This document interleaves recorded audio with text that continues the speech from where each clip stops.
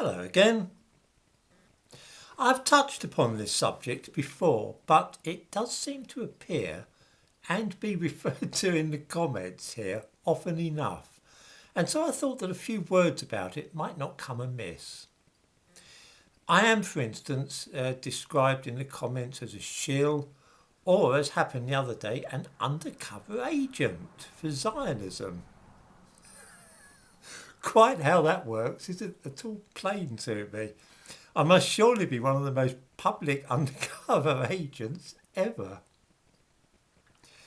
Zionism is no more than the belief that Israel is primarily a Jewish nation and that it has as much right to exist as any other nation in the world. There, that's it. That's Zionism. Nothing to do with taking over the world or controlling financial institutions or promoting immigration to the West or race mixing, what we used to call miscegenation.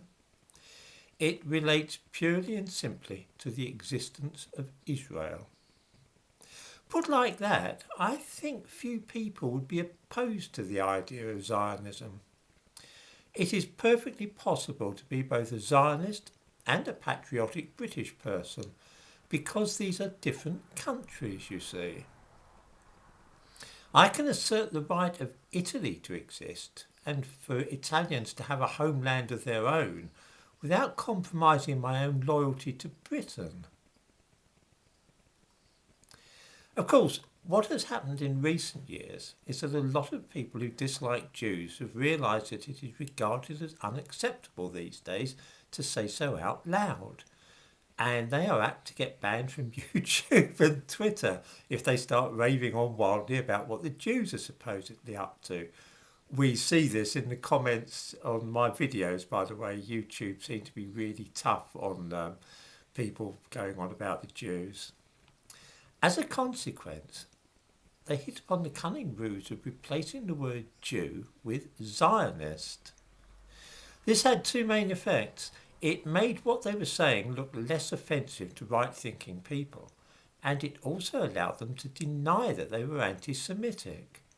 In other words, they could pretend that they were not against ordinary individual Jews, but rather opposed to the wicked and unscrupulous Zionists who controlled the newspapers and banks and were responsible for encouraging floods of third world immigrants to their country. Sometimes the word Zionist is shortened further and the abbreviated term Zio is used interchangeably with Jew. You tend to see that usage more among left-wingers and Muslims, though. The right-wing still tend to use the word Zionist in full.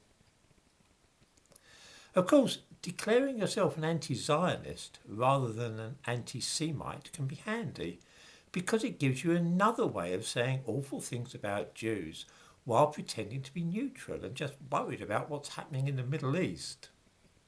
After all, how can calling for open borders for Israel possibly be considered anti-Semitic? Or describing Israel as an apartheid state or talking about ethno-states?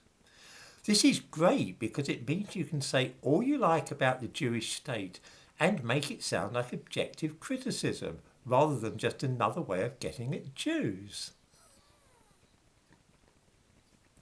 Unfortunately, this kind of thing doesn't really fool anybody. One or two examples will make this clearer.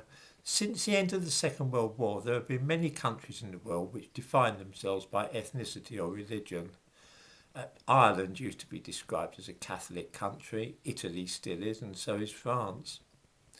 The official name of Egypt is the Arab Republic of Egypt. Iran is the Islamic Republic of Iran, and so on. Nobody ever bothered about this at all, or even mentioned it. When 4 years ago, the then Prime Minister of Israel mentioned that Israel was a Jewish republic, though, there were all kinds of complaints and people began talking about an ethno-state, something which had never been said of Arab republics. This masquerades as anti-Zionism, but is in fact good old-fashioned anti-Semitism. We ignore what everybody else is doing, you see, and only notice something if Jews are doing it. Catholic country? Fine. Arab Republic? Of course. Islamic State? Why not? Jewish Republic? Whoa, look at the racism there. Must be an ethno-state. I could give many examples of this kind of thing, but I'm sure the viewers get the point. At this point, comments on videos like this usually get filled up with references to the plight of the Palestinians, whose land the Israelis have allegedly pinched. I've dealt with this matter at length in 2 previous videos, and I give links to them in the description to this current video. Just click on the description, scroll down, and you will find links to 2 of my videos about the subject of Palestine and the Palestinians, which explain the situation. Americans often urge me to consider the case of the Israeli attack on the USS Liberty in 1967, and I have already done so, and I also give a link to that video in the description to this one. British people often mention the blowing up of the King David Hotel or the hanging of the British Army sergeants during the War of Liberation, and I do intend to make videos on that subject at some point. I do hope that this video will stop people accusing me of being some kind of shill or secret agent for those pesky Jews. There is nothing secret about my adherence to Zionism and support for the State of Israel. I'm only sorry that I have not apparently made this clear enough in the past.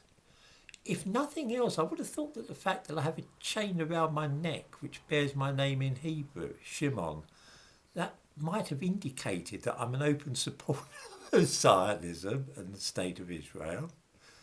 Undercover, I'm really not.